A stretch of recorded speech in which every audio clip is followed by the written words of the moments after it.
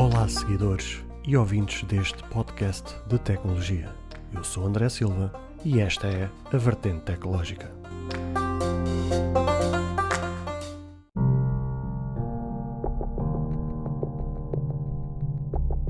Esta semana, na Vertente Tecnológica, vamos falar sobre a exposição de dados de 1.3 milhões de utilizadores da aplicação Clubhouse,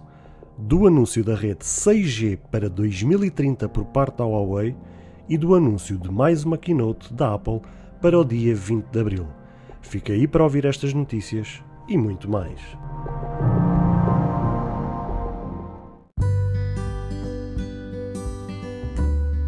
Bem-vindos ao episódio número 8, gravado a 19 de abril de 2021. Esta é a Vertente Tecnológica e esta semana temos mais uma semana cheia de notícias no mundo da tecnologia.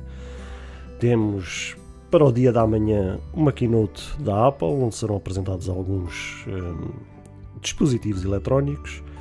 Temos muitas notícias gerais, temos muitas notícias da Google. E também queria desde já agradecer vocês estarem sempre presentes a ouvirem cada episódio que sai a cada semana. Não deixar de pedir mais uma vez que vocês possam compartilhar com os vossos amigos, com os vossos familiares, com aqueles que são mais próximos de vós, partilhar com quem gosta de tecnologia, com quem não gosta de tecnologia. Como eu vos disse, a tecnologia é para todos. O importante é que vocês possam gostar cada vez mais deste conteúdo, possam estar sempre informados a cada semana das notícias que foram lançadas ou noticiadas ao longo da semana. E como sempre, vocês possam partilhar, pôr like, avaliar no Apple Podcast ou na vossa plataforma de podcast, deixem comentários, deixem sugestões, compartilhem o máximo que conseguirem, porque só isso é que fará este podcast crescer e eventualmente até chegar a pessoas que desconheçam sobre o que é a tecnologia e todos os benefícios que a tecnologia possa trazer na vida das pessoas. E para isso tudo acontecer é preciso o contributo de cada um. Aquilo que eu faço de melhor é tentar-vos trazer o melhor que eu sei, o melhor que eu aprendo diariamente para vocês. Por isso, sem mais enrolação, sem mais conversa, vamos passar à primeira pausa das notícias desta semana. Se você ainda não ouviu falar sobre Anchor, é a maneira mais fácil de fazer um podcast. Deixe-me explicar. É gratuito e existem ferramentas de criação que permitem gravar e editar seu podcast diretamente no seu telefone ou computador. Anchor distribuirá seu podcast para você, para que ele possa ser ouvido no Spotify, Apple Podcast e muito mais. Você pode ganhar dinheiro com o seu podcast sem um ouvinte mínimo.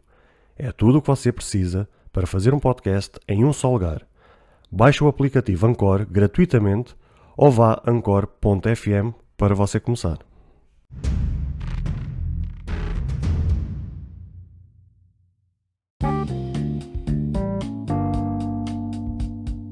Temos aqui mais uma confusão com uma alegada exposição de dados de utilizadores. Por que vos digo isto? A semana passada a rede social Clubhouse se viu no centro do furacão, com um alegado ataque de hacking que terá exposto dados de 1.3 milhões de utilizadores, que aparentemente tinham dados como ID do utilizador do Clubhouse, nome real, URL da foto de perfil, nome do utilizador, nome ou ID do Twitter, nome ou ID do Instagram, número de seguidores do Clubhouse, número de pessoas seguidas pelo utilizador, etc, etc. O CEO do Clubhouse, Paul Davison, reagiu rapidamente e veio a público contestar, afirmando, e passo a citar, abre aspas, isto é tendencioso e falso. A Clubhouse não foi invadida ou atacada. As informações citadas são do domínio público, estando presentes nos perfis públicos, e as informações da nossa app qualquer um pode aceder através da app ou do nosso API, fecha aspas, dando assim como falsa a notícia que foi avançada pela Cybernews. O mesmo veículo de informação avançou que o ataque foi feito aos servidores da plataforma e acesso indevido às bases de dados CQL. Da mesma forma que a mesma notícia afirma que os dados mais sensíveis, como informações financeiras ou dados de cartões de créditos, não foram expostos. O ataque ocorreu da mesma forma como aconteceu com o Facebook ou com o LinkedIn, recorrendo a bots para recolher os dados.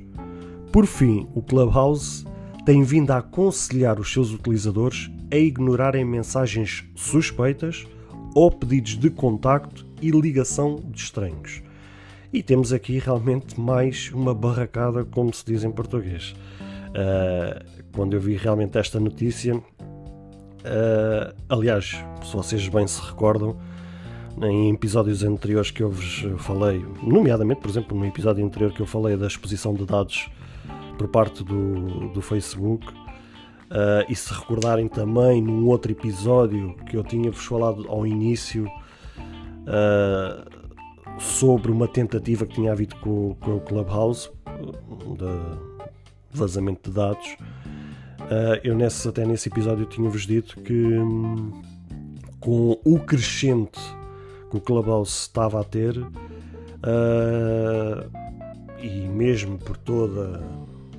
esse crescimento assim espontâneo e todo aquele boom que teve numa fase inicial, isto ia mexer com a concorrência, ia mexer com muita gente. Isto é a mesma coisa como, por exemplo, haver mais vírus no Android do que há no iOS, ou haver, por exemplo, mais vírus que existe no Windows do que no macOS. Quanto mais a plataforma tiver mais usuários e tiver mais fama, mais será aquela plataforma que será alvo de ataques. E eu até lembro que vos tinha dito nesse episódio que se a plataforma quisesse vingar, neste caso o Clubhouse quisesse vingar, que teria que tomar medidas para evitar que exposição de dados acontecesse de forma a não cair na desgraça como tantas outras tem acontecido a tantas outras aplicações, nomeadamente o Facebook. Hoje, se calhar, quase ninguém dá crédito ao Facebook, apesar de ter que usar, seja para fins pessoais ou para fins profissionais. Mas no fundo acho que é uma questão unânime de muita gente achar que realmente o Facebook não tem esse crédito, porque sabe das intenções do Facebook, sabe o que é que o Facebook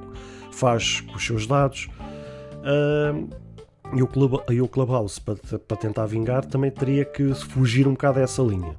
Pelos vistos, isto é uma situação delicada, porque de facto os dados que foram expostos são dados públicos, ou seja, nesse aspecto não se pode considerar que foi um ataque informático. Aqui a questão é que, mesmo sendo público, às vezes para chegar a essa informação tem que se dar algumas voltas. E aqui o que foi feito neste ataque é evitar que essas voltas sejam dadas, ou seja, se uma pessoa quiser saber os dados da outra, em vez de ter que dar essas voltas extras para lá chegar, já chega diretamente. E acho que essa foi... neste caso, esse foi o erro do Clubhouse, se calhar não se ter precavido e ter fechado as portas da sua própria casa de forma a evitar que alguém pudesse aceder a estas informações e podê-las expor da forma como foi feito. Vamos ver o que é que isto vai dar. Sinceramente não estou com muita fé, porque a resposta que o Paul Davidson deu foi praticamente a mesma resposta que o Facebook tem dado aos seus utilizadores e à comunicação social quando os dados do Facebook são vazados. É praticamente copy-paste. E se é esse o caminho que eles querem percorrer, acho que vai ser um caminho extremamente perigoso e não antevejo nada de bom. Qualquer das maneiras, pelo menos houve uma reação rápida. Nota-se que o Clubhouse tem estado em cima do acontecimento a lançar constantes atualizações para resolver questões de privacidade e poder assegurar a segurança dos seus utilizadores. Mas é uma situação delicada, como eu vos falei. Vamos estar a acompanhar o que é que vem daí em relação a estas notícias e em relação a esta aplicação, e esperemos que o Clubhouse não seja mais uma aplicação que tenha constantes dados dos seus utilizadores vazados e que caia em desgraça como tantas outras têm caído, e que vá ter a mesma credibilidade que tantas outras da sua concorrência têm.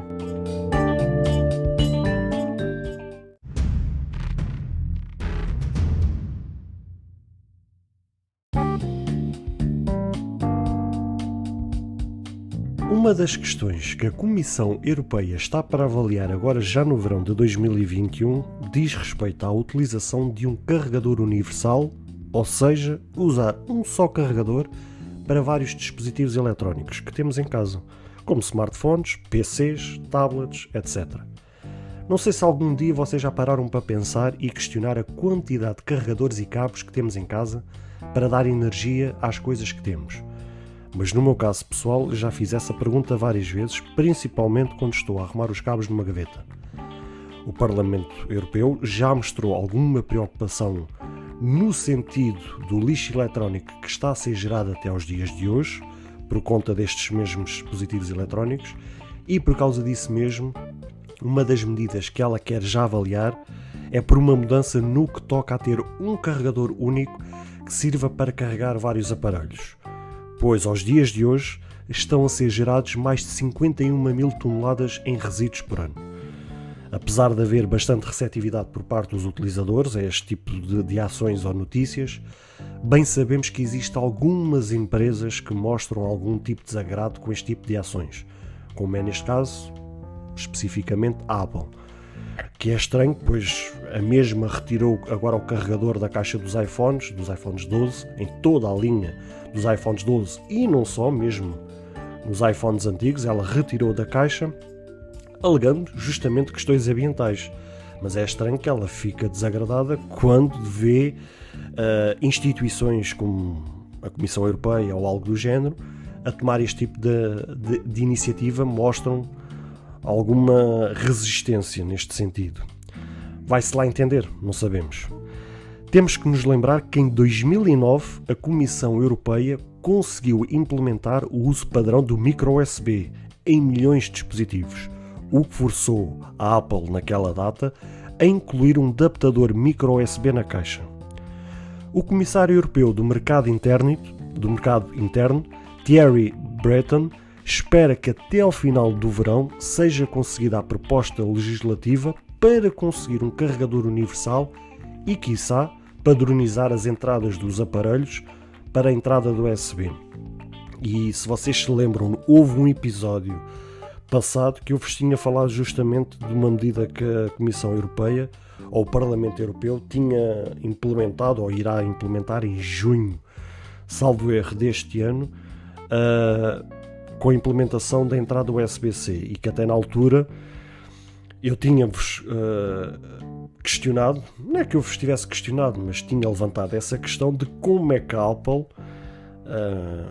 e estamos a falar na Apple como podemos falar numa outra qualquer, mas estamos a falar na Apple porque, nomeadamente, é uma das poucas empresas que tem um padrão de entrada diferente das outras, porque todas as outras, no mundo Android, ou temos micro USB ou temos USB-C, por isso, nesse aspecto, não há assim grandes empresas que levantem este tipo de questões. A única que poderá mesmo levantar é a Apple, porque tem uma entrada diferente nos seus iPhones, que é neste caso o Lightning. E eu nessa altura tinha levantado essa questão de como é que a Apple iria se comportar, ou como é que iria responder no caso da Europa em relação a essa questão. Se teria que mudar a entrada dos seus iPhones para uma entrada USB-C e assim dessa forma podia não incluir o carregador na caixa porque acabaria por ter uma entrada USB-C padronizada como todos os outros, ou se eventualmente até poderia, tal como aconteceu em 2009, ter um adaptador para fazer essa conversão. Claro que se a gente tiver que avaliar, economicamente será mais rentável para a Apple ter um adaptador, porque isso para a Apple, em milhões ou bilhões de dispositivos, sai cêntimos cada adaptador. E não ocupa assim tanto espaço, porque aquilo é uma coisa extremamente pequena, para aí do tamanho de uma unha, que facilmente se coloca ali no canto da caixa, mantendo o mesmo formato da caixa e podendo vender a caixa com o mesmo formato, com o mesmo peso, e nesse aspecto no contentor não vai ocupar mais espaço por conta dessa situação. Mas na altura questionei que comportamento é que a Apple poderia ter em relação a esse assunto, e agora será mais uma medida na Europa, e bem sabemos, para as empresas americanas o mercado europeu é um mercado considerável, não é tão importante como o mercado asiático, que vende muito mais, ou mesmo como o mercado indiano, mas no mercado europeu bem sabemos que tem bastante relevo para as empresas, porque estamos a falar de mais de 20 e tal países, em que cada um tem a sua importância, cada um tem a sua relevância, e a Apple não pode simplesmente subir para o lado e dizer assim, eu não quero saber. Não, vai ter que querer saber.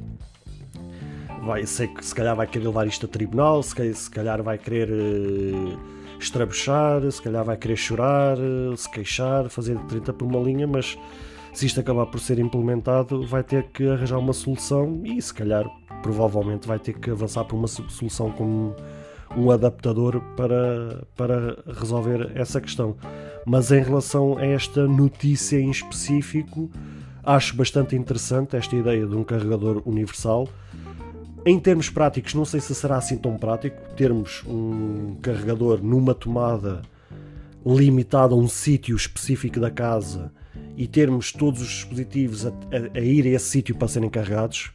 Estamos a falar de um tablet, estamos a falar de um smartphone, estamos a falar de um computador. Quer dizer, se a gente pegar em cada aparelho e ter que ir especificamente a esse canto da casa e pô-lo a carregar, ou eventualmente ter que andar a tirar o carregador da tomada a toda a hora e ter que andar a deslocar o carregador pela casa toda para carregar um aparelho, não sei se em termos práticos será assim tão prático em si. Depende do que é que eles querem implementar, depende do que é que eles irão dizer, o que é que será em termos de benefício para o seu utilizador, mas sem dúvida que em questões ambientais esta será uma das melhores medidas que alguma vez terá sido tomada.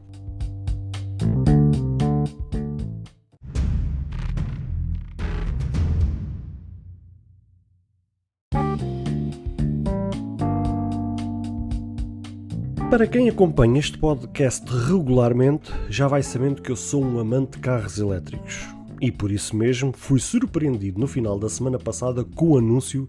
de mais um veículo elétrico, com a apresentação marcada agora para dia 19 de abril de 2021, por parte da gigante Alibaba, em parceria com a SAIC, e vamos ver se eu consigo pronunciar este nome, com a Zhangjiang High-Tech.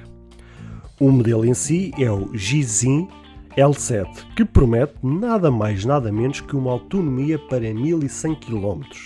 o que ultrapassa não só a concorrência direta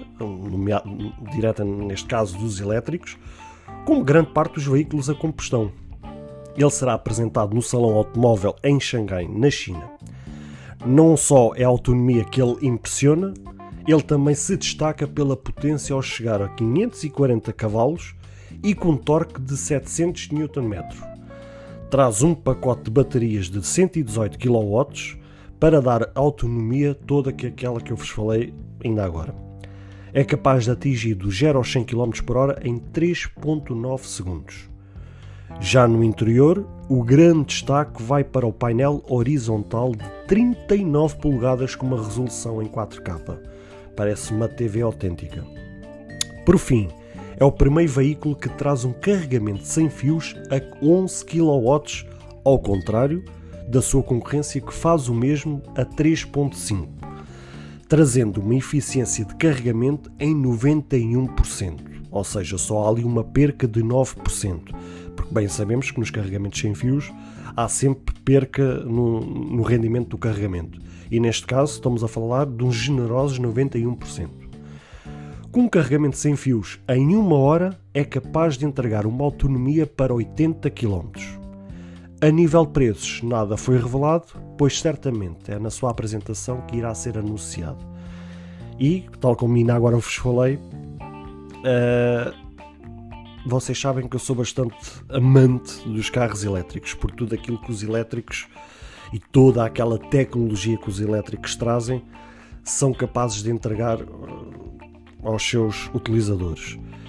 E realmente, quando eu vi este carro, pelo menos já vi fotos dele, e se confirmar que é mesmo aquilo, e à partida penso que sim, é um carro bastante bonito. Ele é um carro, não é um citadino, não é um SUV, é um carro bastante comprido, com uma traseira bastante saliente. Não sei ao certo o comprimento dele, mas pelas fotos diria que é capaz de ter ali à volta de 5 metros de comprimento, por isso é um carro bastante robusto, extremamente engraçado. A cor que eu vi nas fotografias é uma cor branca, toda em LED, com jantes com design espetacular. E a coisa que mais me impressionou, esta potência dos 540 cavalos, o torque dos 700 Nm, o arranque do 0 ao 100 em 3.9 segundos, pronto, isto a gente já sabemos que, por exemplo, como a Tesla é capaz de alcançar e tudo mais. Mas o que mais me impressionou, e é aquilo que eu tenho estado mais atento no mercado dos carros elétricos, é a mesma autonomia, porque bem sabemos que este último modelo que a Tesla anunciou agora recentemente, no seu topo de gama do Model S, que é o Plaid S, ou o que é, traz uma autonomia de 850 km de autonomia. E é um carro que, salvo erro, se manda após 120 ou 140, acho que é 140 mil euros. Mas lá está, estamos a falar de um valor de um carro que é capaz não, custa tanto como uma casa, se calhar talvez como uma vivenda, e estamos a falar de um carro para entregar esses 850 km de autonomia, porque em média os carros da Tesla têm 400, 500, alguns já de gama mais avançada, o Model S da versão Dual Motor, ou o que já se manda ali para os 600 km de autonomia. Temos ali realmente algumas coisas interessantes na concorrência que já ofereça autonomia, mas caramba, estamos a falar ainda de uma autonomia que é capaz de ser metade de muitos carros a combustão, porque em média muitos carros a combustão oferecem 900, 1000, 1100 km de autonomia. E se estamos a falar de um Tesla para oferecer 500 ou 600 km e dar o preço que é, já custa. E mesmo assim toda a concorrência, recentemente agora também foi apresentado um Mercedes que já oferece, já fala a empresa, que oferece 770 km de autonomia, mas ainda está muito aquém do que aquilo que seria para os carros a combustão, sabendo que a gente ainda não tem uma rede elétrica na rua capaz de oferecer autonomia, neste caso não é autonomia, mas não é capaz de oferecer uma rede para passar energia conforme uns carros a combustão, que quase a cada esquina a gente tem umas bombas de gasolina para se abastecer. E chamou-me bastante a atenção este carro pela autonomia que ele oferece. Vou estar atento especialmente ao preço que ele vai vir para o mercado. Não acredito que seja assim muito por aí além, e daí não sei, porque talvez com toda esta autonomia, cavalagem, o ecrã interior, a tela interior em 4K de 39 polegadas, eu vi a fotografia, aquilo vai de uma ponta à outra do carro, é incrível mesmo. Por isso vai ser muito interessante ver que preço é que eles vão anunciar. Daquilo que se sabe é que vai começar uma pré-reserva inicial na China, que vai começar na próxima semana, ou no início desta semana, salvo erro. Acho que é no início ainda desta semana que vai começar as pré-reservas, com entrega dessas pré-reservas só no início de 2022. Por isso isto ainda vai demorar algum tempo, e talvez, se não fosse pela pandemia, talvez ainda o carro já viesse para o mercado ainda este ano. Mas é bom ver que os elétricos estão a ter uma adesão a mais do que aquilo que seria expectável, e a ver que há muita marca como a Huawei, que já anunciou também que vai, salvo erro, já anunciou que vai entrar no mundo dos elétricos.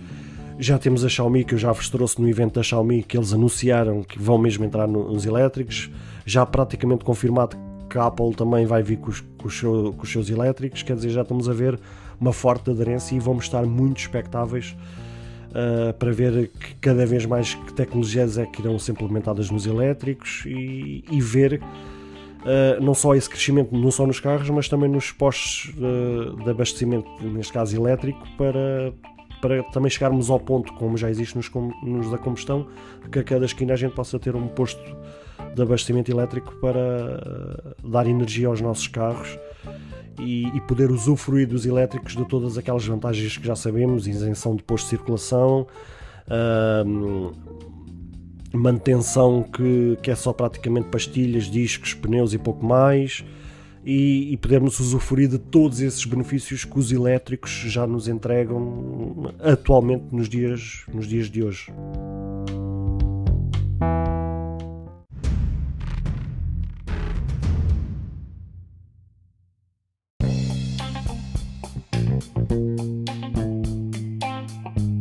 No seguimento do anúncio por parte da LG que irá acabar com a área mobile a meio deste ano, uma filial alemã da LG Mobile, da LG Deutschland, através da sua conta Twitter, confirmou quais os aparelhos e que datas estão previstas para receber o Android 11. Para a atualização do Android 11, o LG G8X está previsto para o terceiro trimestre de 2021. E para o quarto trimestre de 2021 temos o LG Vilvert 4G, o LG G8S, o LG Wing, o LG K52 e o LG K42. Lembrando que estas informações foram avançadas pela filial alemã e que são apontadas para o mercado alemão, onde poderá haver algum desfazamento de datas de região para região. Entretanto, através do seu website oficial, a LG confirmou quais os dispositivos que terão direito às versões do Android 12 e Android 13 e, neste caso, o LG Wing, o LG Velvet 5G e o Velvet 4G terão as duas versões do Android, neste caso o 12 e o 13. Já o LG V50S, o V50 normal, o G8, o Q31, o Q52 e o Q92 só terão acesso ao Android 12. Ainda assim, a LG voltou a afirmar que todos os modelos a partir de 2019 terão suporte até 3 anos de atualizações, o que, de grosso modo, tudo aponta que até 2022, no mais tardar 2023, os smartphones da LG serão suportados pela marca e ter a devida atenção. E isto aqui fiquei feliz ao ver este tweet da parte da LG Mobile, da LG Deutschland, né, da LG alemã, que veio confirmar aquilo que eu vos tinha trazido no episódio número 7, quando eu vos relatei, quando a LG surpreendeu o mundo num domingo à noite ao dizer que vai acabar com a área mobile agora no meio deste ano, de 2021. E eu vos tinha trazido essa notícia desse anúncio por parte da LG e eu vos tinha levantado as questões de como é que a LG se iria comportar perante esse anúncio após a morte na área mobile. Apesar que eles não entraram em grandes detalhes nesse anúncio, mas do pouco que eles deixaram no ar dava a ideia de que eles iriam dar esse suporte. E agora tivemos realmente a confirmação através do seu site oficial, da parte da LG, que confirmou que vai haver 3 anos de atualizações. Neste caso será 2 anos nas versões de Android e 1 ano nas patches de segurança. Ou seja, durante os 2 primeiros anos, os modelos que foram lançados a seguir a 2019 recebem 2 versões de Android. Neste caso o Android 12 e o Android 13. E depois terão mais 1 ano com as patches de segurança. As versões de Android, tal como eu já vos tinha dito, são importantes para trazer as novidades ou as últimas novidades no mundo da tecnologia lançada pela empresa americana Google. Aspectos de segurança são importantes porque são aquilo que vai fechar a porta dos dispositivos eletrónicos para evitar que hackers ou piratas informáticos, como vocês lhe queiram chamar, que possam entrar nos nossos dispositivos e eventualmente roubar as nossas informações, porque eles não vão entrar nos nossos dispositivos para nos dar bom dia, boa tarde ou boa noite. Eles vão lá para roubar informações, para daí ou fazer a chantagem, ou para sacarem dinheiro, ou para vender essas informações a terceiros por mais dinheiro, e por isso é que esses aspectos de segurança são importantes. E eu lembro, quando eu vos trouxe essa notícia na semana passada, que eu dei a entender que eu não ia acreditar que a LG abrisse mão, mesmo encerrando a área mobile, que eles dessem de barato esta questão, porque a LG não existe só na área mobile. A LG existe em dezenas de áreas, desde máquinas de lavar roupa, micro-ondas, a frigoríficos, aspiradores, ou seja, existem diversas áreas. E se eles manchassem a marca ao não trazerem atualizações e não trazerem a devida atenção numa área tão importante e que toda a gente conhece, essa má imagem poderia ser transportada para as outras áreas, manchando à mesma a marca. Ou seja, se um consumidor, se um utilizador ficasse desagradado pela forma como a empresa iria tratar os seus clientes que gastaram dinheiro a comprar os smartphones dessa empresa e vissem que o tratamento não era adequado, eles saberiam perfeitamente que o cliente ficaria tão desagradado com a marca em si, que mesmo até em outros equipamentos iria se recusar a comprar esses equipamentos pela forma que o cliente iria ver como que a empresa iria se comportar numa área tão sensível. Então eu praticamente sabia que era difícil, mesmo a empresa fechando portas numa área tão importante, que não desse a devida atenção, e fico feliz por ver que mesmo eles encerrando esta área, que mesmo assim eles vão dar a devida atenção a uma panóplia de dispositivos e dar a devida atenção, dando as atualizações a tempo e a horas, e quiçá até mais rápido do que antigamente, porque sendo que a área já vai ser fechada e não vão ser lançados novos dispositivos, acabam por focar-se naquilo até com uma maior atenção e eventualmente até lançar atualizações mais rápidos e a tempo e a horas.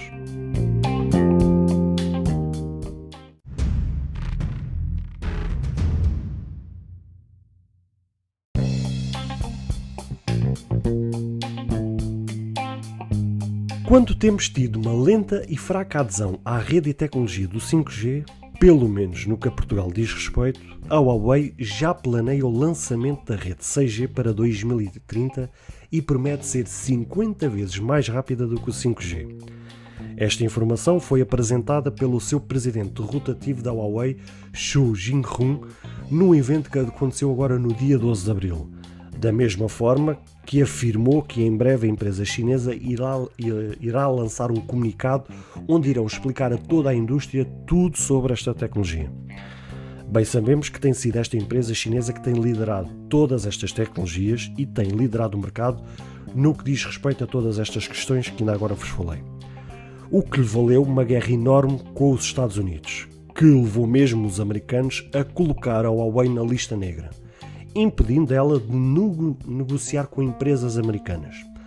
Mas também, por outro lado, temos alguns aliados da Huawei, como por exemplo a Ericsson, que já ameaçou sair da Suécia caso as proibições à Huawei continuem. Sendo ela líder no segmento do 5G, sente que a tecnologia já está tão madura e tão bem implementada em alguns mercados, com resultados extremamente extraordinários, o que faz ela já estar a preparar a tecnologia 6G a um ritmo bem acelerado. Do que poderemos esperar para além da velocidade superior do 5G, espera-se que ela também seja superior a nível de taxa de pico, um menor atraso na densidade de tráfego, ligação, mobilidade, eficiência de espectro e tantas outras situações. Por fim, todos os especialistas que têm acompanhado esta situação ao redor no mundo inteiro concordam que esta sexta geração irá permitir ter um planeta, na sua generalidade, totalmente ligada e integrada ao nível de comunicação sem fios por via terrestre e de satélite, e quiçá resolver algumas falhas e até algumas lacunas que o 5G tem apresentado ao longo de todos estes anos e todo este processo. Todos estes anos, quer dizer, que eu saiba, a tecnologia 5G está no mercado para aí há uns 2, 3 anos, não mais do que isso. Mas ainda assim sabemos que tem havido realmente esta fraca adesão, e então Portugal tem sido uma vergonha com estas guerras enormes entre as empresas e o Estado e as empresas, e quem paga, como sempre vos tenho dito, é sempre o consumidor, que no meio destas guerras todas é que leva por tabela. Esta mesma guerra entre a Huawei e os Estados Unidos, que levou a Huawei a entrar na lista negra e a não negociar com empresas como a Qualcomm,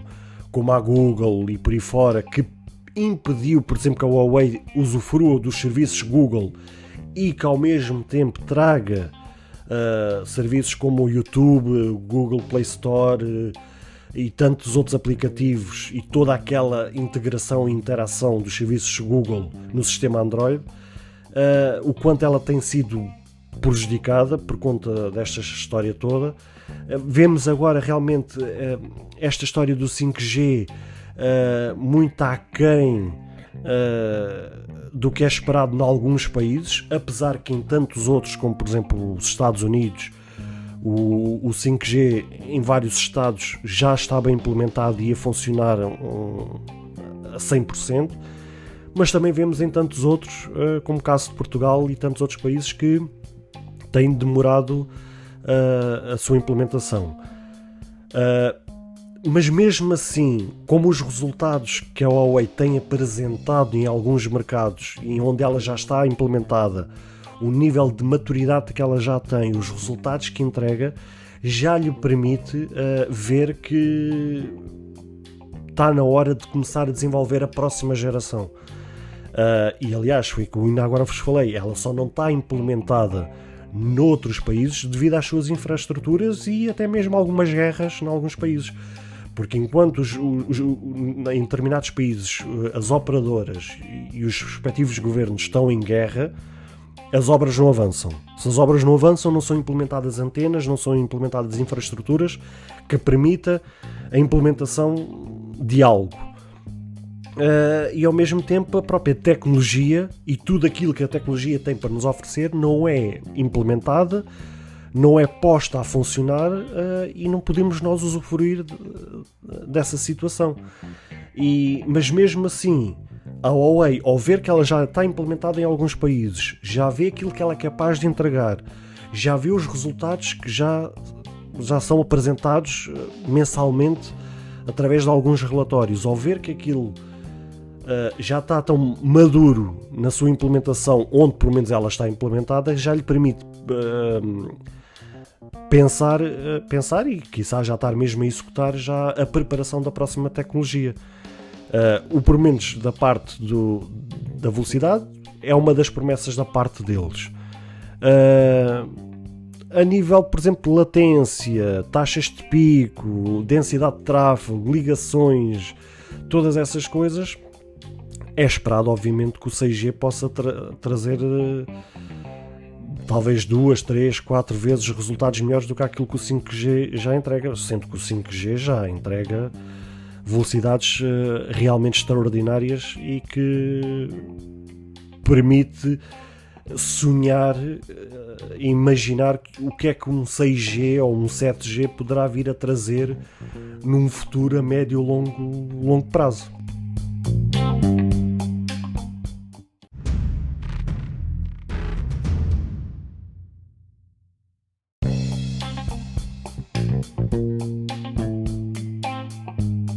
tivemos a informação na semana passada por parte da Mi Store Portugal que a Mi Band 6 entraria em pré-venda já agora a partir do dia 19 de abril de 2021 através do seu site oficial por 44,99€. Ao contrário daquilo que aconteceu no passado com outros produtos da Xiaomi, que entrariam em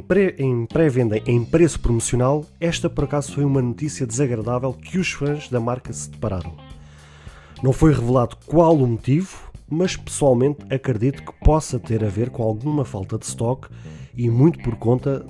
das notícias que eu vos tenho trazido recentemente acerca da falta de alguns componentes nas fábricas de produção.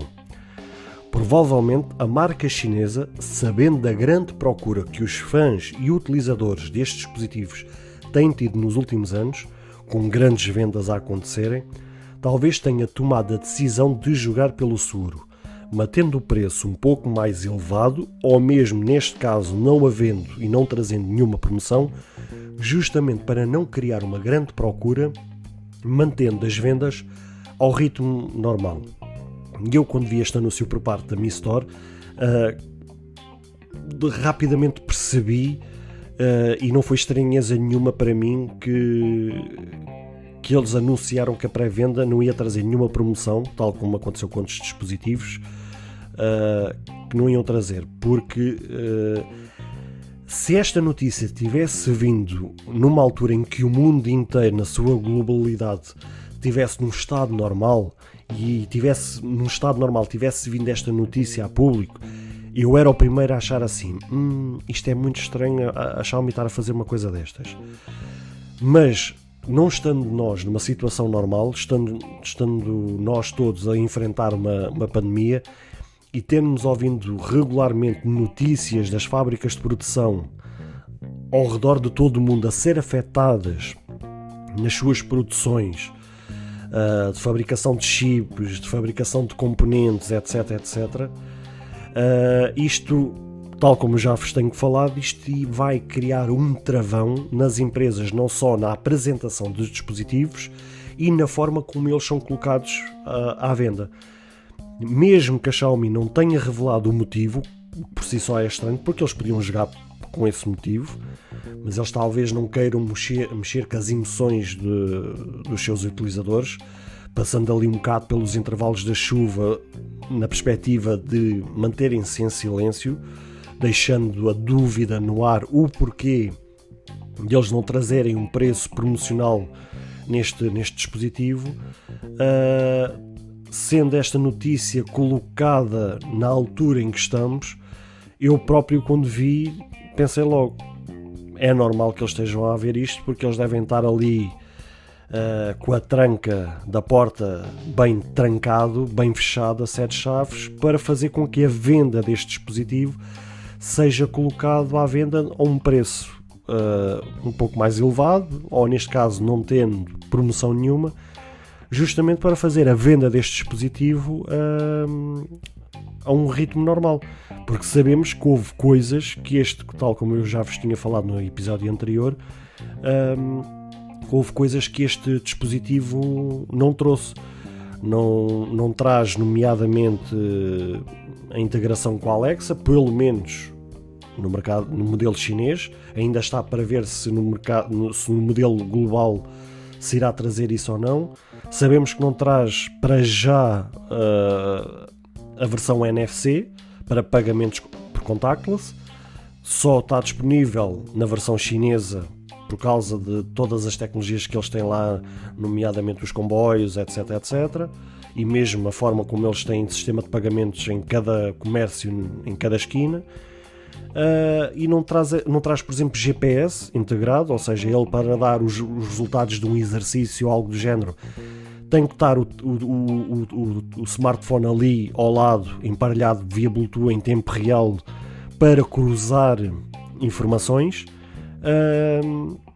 E eles, sabendo que algumas coisas que não foram implementadas neste dispositivo e mantendo um preço mais elevado, saberiam perfeitamente que isto aqui era motivo para fazer retrair. Claro que eles estão interessados em vender, isso qualquer marca quando lança um produto está interessada em vender, não é interessado, não, eu vou pôr isto à venda, mas não quer que vocês comprem. Não é isso, a gente sabe que não é isso. Agora, há jogadas de marketing e há decisões que as empresas têm que tomar consoante o dia-a-dia da empresa. Se a empresa tem informação que não consegue cumprir com a quantidade expectável na venda, ela sabe que tem que tomar uma decisão e uma medida que faça com que haja uma retração na procura para poder cumprir com as datas. Isto é a mesma coisa que se vocês repararem, por exemplo, num site de compras online, um preço, um produto normalmente está sempre a um preço habitual, né? Se o preço baixa de produto, significa que o fornecedor tem muito estoque e por causa disso baixa o produto para ver se chegou ao estoque. Se o produto sobe de preço, significa que está com pouco estoque e assim aumentando o preço, sabe que o cliente vai retrair a compra porque não está disposto a pagar mais por aquele produto sabendo que já esteve mais barato, e então assim dá uma retrancada ali no estoque, fazendo com que o produto não fique sem estoque, esperando que venha mais estoque, e assim quando vier mais estoque volta a baixar o valor do produto. É esta a gestão que as empresas fazem para poder jogar com os estoques, porque a pior coisa que se pode fazer a um cliente é o cliente querer comprar, ter dinheiro para comprar algo e a loja não ter literalmente para vender. Ou seja, é vendas que a loja ou que o fornecedor está a perder. E isso não pode acontecer. Por isso, esta notícia por parte da Mi Store Portugal ou da Xiaomi no mercado europeu talvez, sabemos que é uma medida dentro do contexto expectável dado à realidade que estamos a viver nos dias de hoje.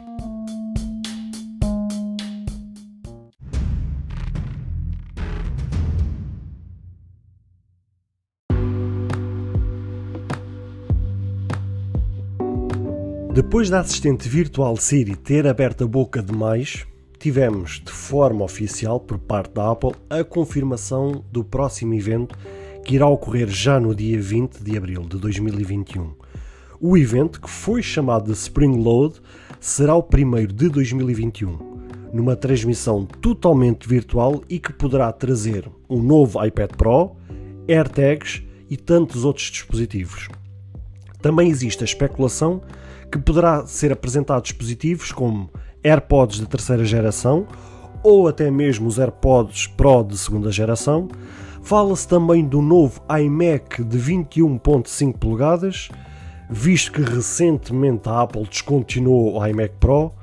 Por fim, já há algum tempo que se sabe que a Apple pode estar para apresentar a próxima geração da Apple TV. Mais robusta, talvez com uma melhor experiência, por exemplo, no Apple Arcade e tantas outras coisas. Enfim, podemos especular muita coisa,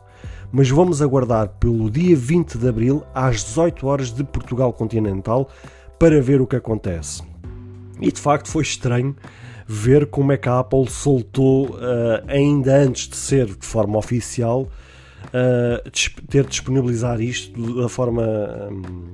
através da Siri. Isto aqui leva-me a levantar algumas questões. Primeiro, todo mundo sabe que a Siri, das 3 assistentes virtuais, é aquela que menos tem destaque e é aquela que menos é usada. Até sabemos que quem usa iPhone e que usa assistentes virtuais mais depressa está a usar um Google Assistente ou uma Alexa do que propriamente a Siri.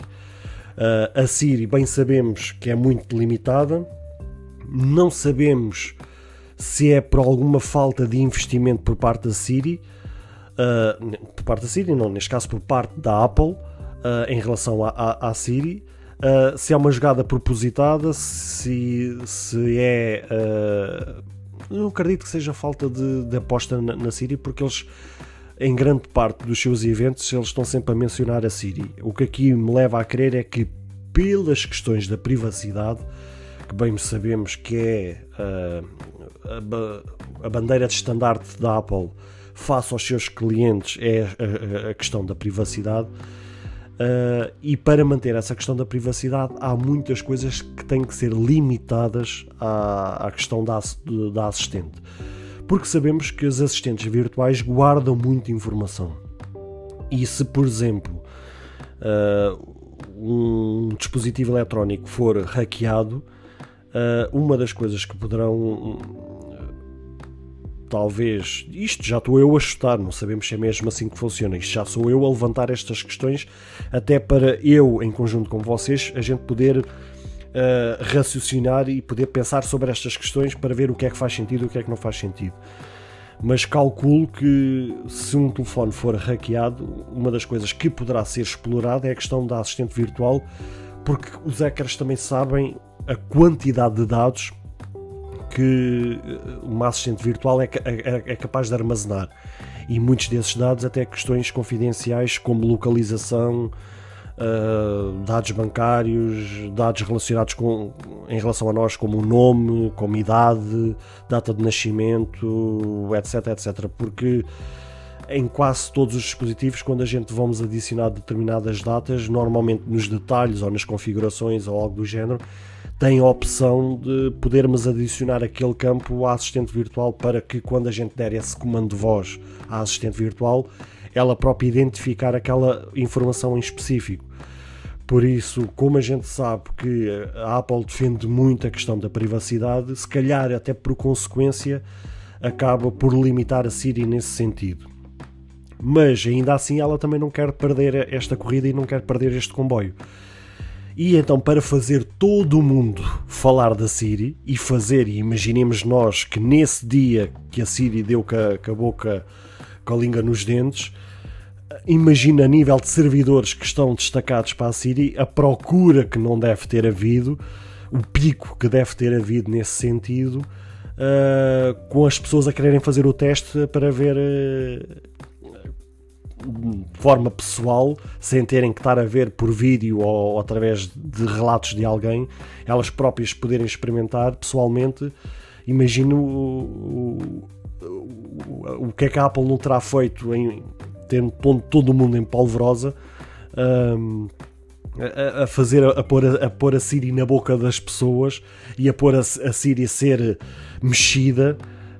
desta forma extraordinária. E foi uma jogada da parte da Apple. Isto é claro que estamos a falar em mera especulação, mas foi uma jogada brilhante da Apple a pôr a Siri na jogada e nas bocas de todo o mundo, criando o anúncio deste evento na Siri, porque ela confirmou no mesmo dia, horas depois das primeiras notícias que estavam a sair nesse sentido. Agora, o que é que poderá ser apresentado? Não, há muita coisa que se especula, não acredito que vá ser apresentado assim muita coisa, porque as keynotes da Apple têm durado uma hora e pouco. Normalmente cada dispositivo que é apresentado tem uma duração de 20, 30 minutos no máximo, e se o evento tem uma hora, talvez ali 3, na melhor das hipóteses 4 dispositivos serão apresentados. De qualquer das maneiras, eu agora quarta-feira, hoje é 19, segunda, quarta-feira, dia 21, vou trazer um episódio extra para fazer um resumo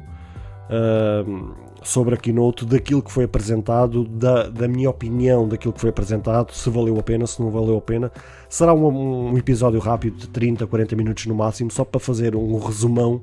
daquilo que foi falado na keynote, e ver que notícias é que poderão vir a ser faladas, e o que é que poderá vir a ser apresentado agora nesta keynote.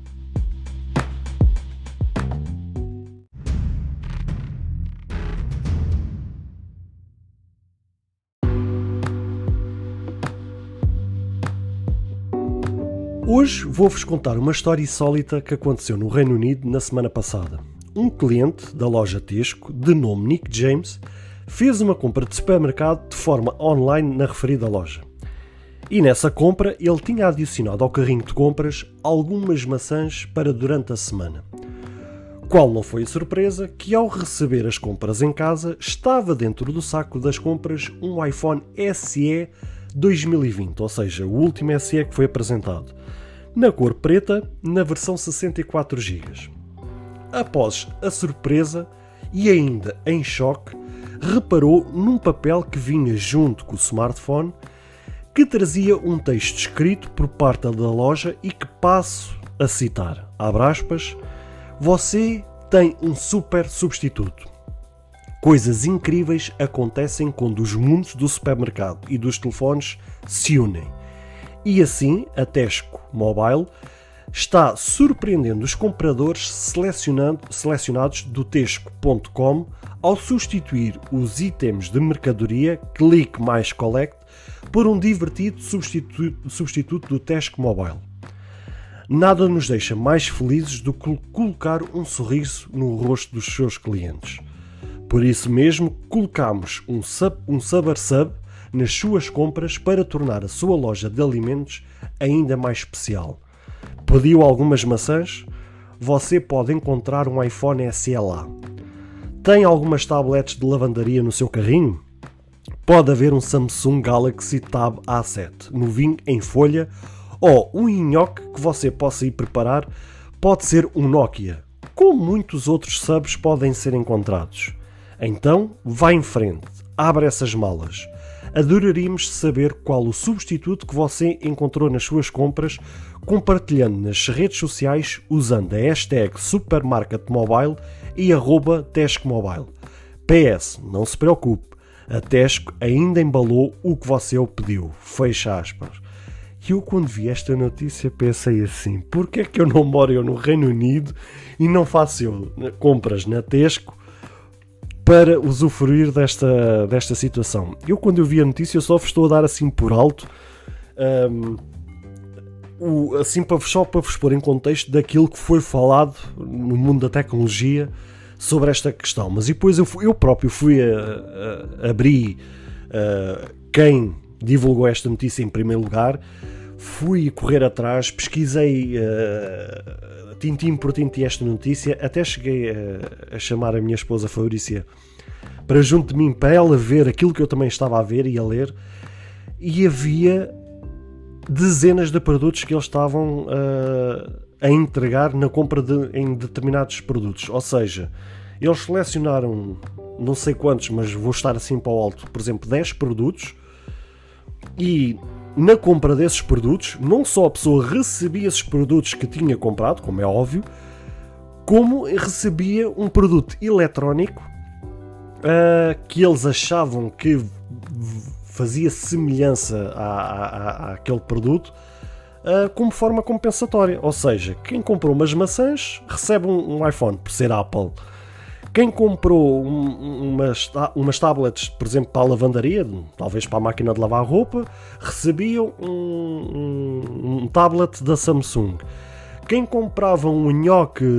para cozinhar não sei o quê, recebia um Nokia. Quem comprava não sei o quê, recebia não sei o quê. Ou seja, eles selecionaram para ali dezenas de produtos que na compra daquele produto não só a pessoa recebia o produto que obviamente tinha comprado, como recebia um dispositivo eletrónico. E é pena, e este é o desenvolvimento que eu tenho hoje para esta notícia, é ver que é pena que estas notícias são a exceção e não são a regra. E ver que que esta mesma medida que foi tomada por uma loja, por uma empresa, por assim dizer, que não seja replicada às outras empresas, porque volto a dizer, nas empresas capitalistas as pessoas só querem olhar ao dinheiro e ao dinheiro rápido, ao dinheiro que entra no imediato. Não se pensa a médio e longo prazo. E se calhar por causa disso é que muitas empresas se calhar fecham as portas, porque como estão a pensar em chupar todo o dinheiro do cliente de uma forma muito rápida, no agora, no imediato, esquecem-se que a forma mais inteligente de manter esse cliente é a médio e longo prazo, não é numa coisa imediata. Eu já fui cliente de muito serviço cá em Portugal, que só fui cliente uma única vez. Esses mesmos serviços não voltaram a ver mais um tostão da minha parte. O que é que as empresas ganharam com isso? Um valor que foi só naquele momento? É mais inteligente uma empresa ganhar pouquinho a pouquinho, neste caso ganhando pouquinho a pouquinho com o mesmo cliente a médio e longo prazo durante vários anos, e assim de certa forma arrancar mais dinheiro ao cliente, ou arrancar dezenas, centenas de euros ao cliente de uma só vez, mas depois o cliente nunca mais largar um tostão nessa empresa. É sempre a história do capitalismo na cena do imediato, não é? A pessoa querer o dinheiro para agora. E por isso é que eu vi com tanta alegria esta notícia, ver que esta notícia é só uma exceção, não é a regra. É ver que em países de grandes potências como a Alemanha, como os Estados Unidos, como França, Itália, Espanha, tantos países, não ver outras empresas nesses países, ou que estão sediadas em esses países, não pegarem neste exemplo e não criarem este conceito nas suas empresas. Está certo que a empresa largou milhares de euros para comprar estoque destes produtos todos e entregar de borla aos clientes, mas vamos olhar para o outro lado. Já viram a quantidade de euros, neste caso de libras, que os clientes largam semanalmente no supermercado para esta empresa? Já viram a quantidade de libras que cada cliente larga a esta empresa diariamente, semanalmente, mensalmente, anualmente a esta empresa? Já viram, por exemplo, uma empresa como o Continente ou o Pingo Doce, se fizessem isso, era uma forma de compensar todo o dinheiro que cada cliente larga lá semanalmente, diariamente a estas empresas? O dinheiro que eles gastaram agora, a curto, médio prazo, eles o vão recuperar. Porque já viram a felicidade de um cliente ao ver uma iniciativa destas, ao verem que a empresa à qual eles largam tanto dinheiro todos os dias. Isto até dá motivação do cliente a próxima vez que for comprar à loja, seja física ou online. Se calhar tinha pensado gastar 30 libras, se calhar nessa mesma semana, em vez de gastar 30, gasta 40. Já foi um ganho. E estou a falar só de um cliente. Se 100 clientes ou 1000 clientes tiverem esta iniciativa, já viram o dinheiro que a empresa não faz só por conta desta iniciativa? Ou seja, isto para eles não foi nada. Isto são trocos que ao mesmo tempo trouxe motivação, trouxe alegria aos seus clientes, e eles a médio e longo prazo vão recuperar este dinheiro, não tenham dúvidas disso.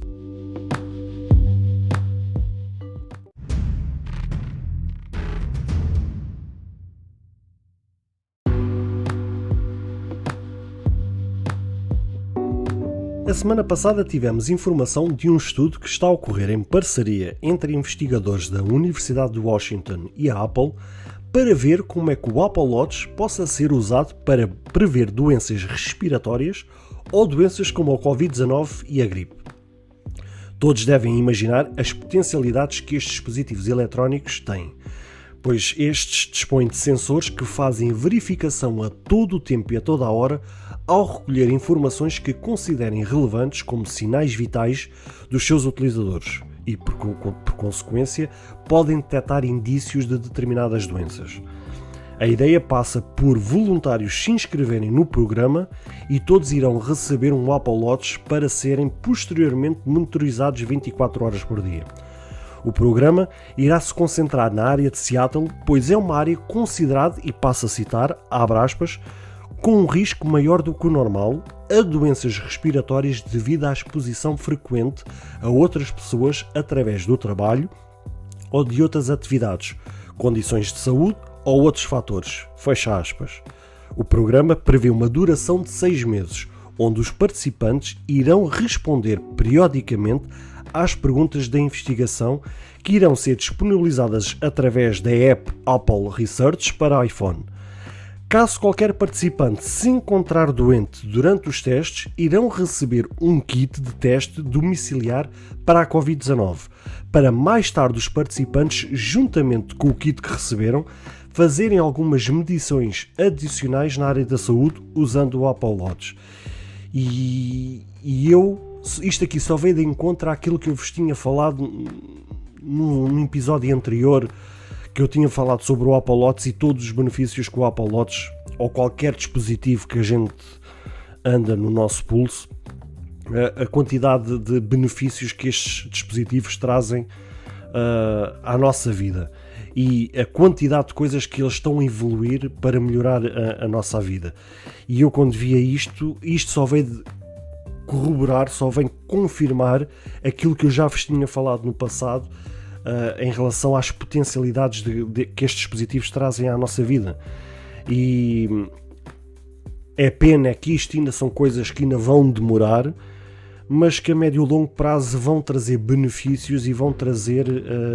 medidas benéficas adicionais à nossa vida, podendo até prever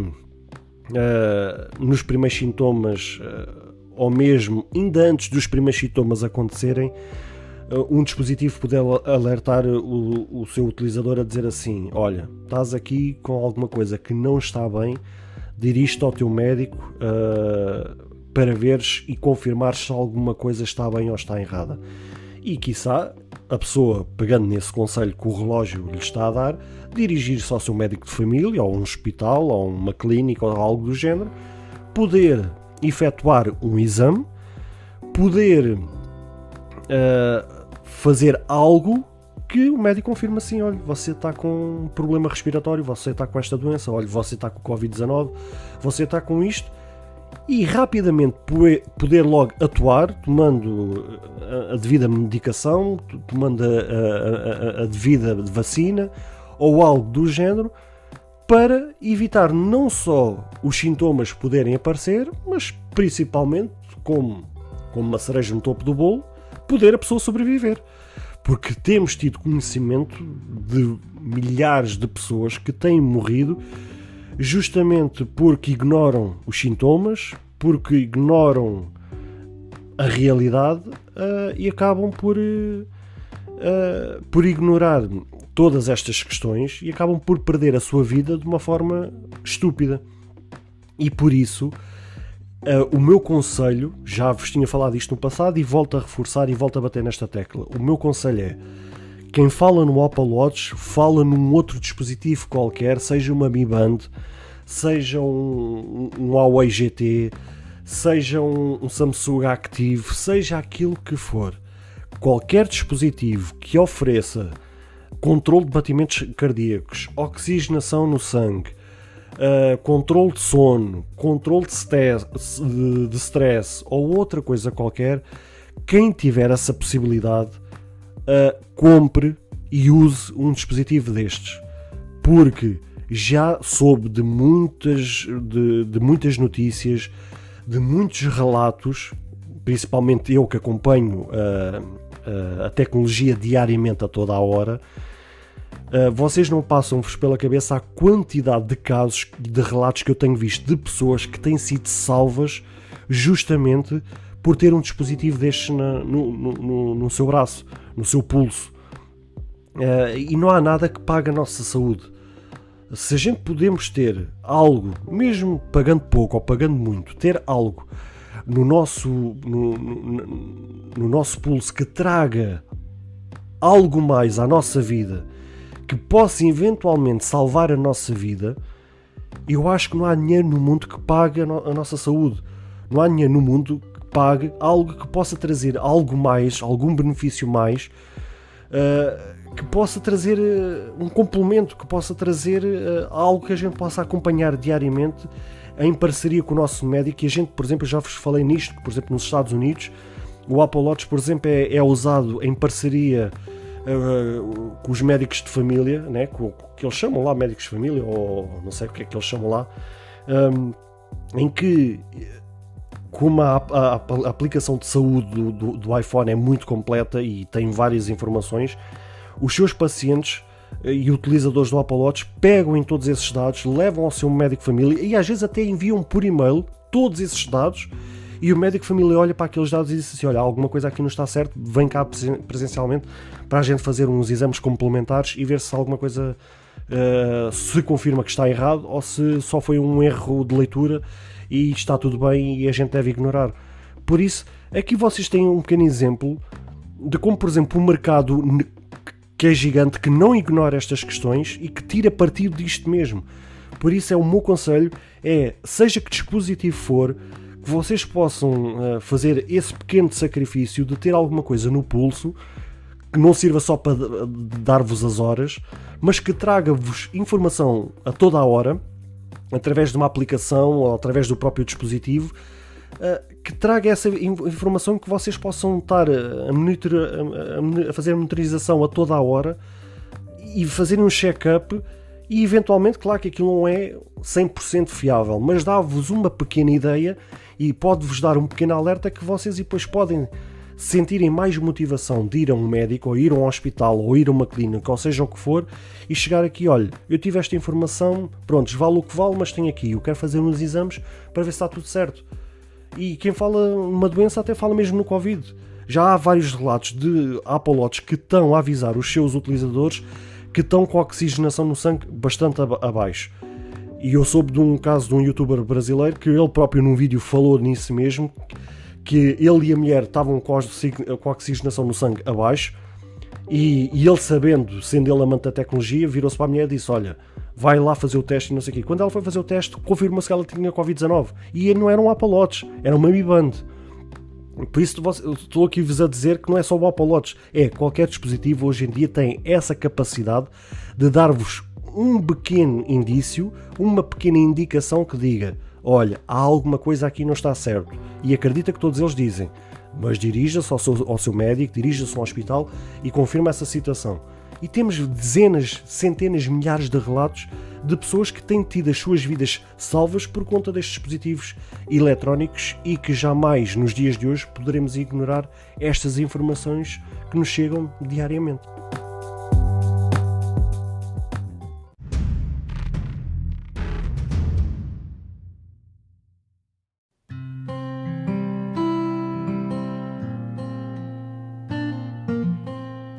Bem, caros ouvintes, chegamos ao fim de mais um episódio.